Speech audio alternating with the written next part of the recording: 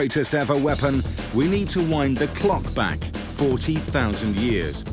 Number 6 greatest ever weapon is the war boomerang. The boomerang that never went away. We know the boomerang as an amazing, if baffling, toy, but the granddaddy of the returning boomerang has an altogether more bloodthirsty use.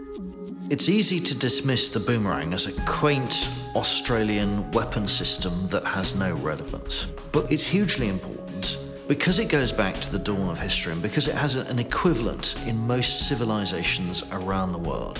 The non-returning throwing stick was a common hunting weapon in the ancient world. These were carved sticks that had some aerodynamic properties that made them fly consistently. What's unusual about the Australian throwing stick is that it's stuck around. Today, the skills of making and using the war boomerang have all but disappeared. But the greatest ever travelled to Scotland, of all places, to challenge boomerang maker Richard Ogilvie to reproduce one of his collection of authentic, antique war boomerangs. This is a very, very old boomerang. The one we've been using today as a model for replicating a weapon.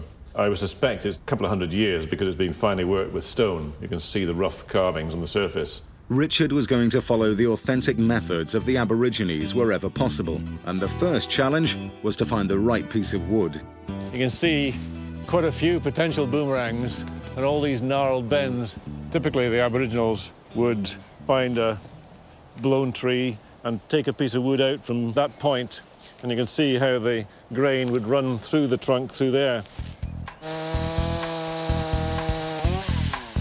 While Richard continued with his precision engineering, we took the original war boomerang to Cambridge University Aeronautics Lab to see exactly what makes it tick. They made a scale model cross-section for their wind tunnel. We've taken a bit out from here, somewhere in the middle, and tried to replicate that in large. So what we can see is on the straight side the air goes more or less unperturbed, and on the curved side it's trying to follow the curvature, and that generates locally some low pressures and gives us a force in that direction, a lift force, just like on an aerofoil. This is a bit like with a helicopter then, generating lift that will lift the helicopter off the ground. Exactly, yeah, it's exactly the same mechanism. Well, I think it's impressive that they've discovered the principle of aerofoils in those days by pure trial and error. Richard's war boomerang had the aerodynamic thumbs up, but how deadly would it prove to be? The greatest ever was prepared to sacrifice a large melon in the name of science. Now that would hurt. It's revolutionary for its day, but it's so old, we've almost forgotten how important it was. It's awfully low-tech, cutting-edge technology for 100,000 years ago. The Aborigines are a pretty peaceful bunch, and that's just as well, because if you're expecting trouble more serious than a wallaby, you better be packing some real firepower. The war boomerang won't be getting any further than number 6.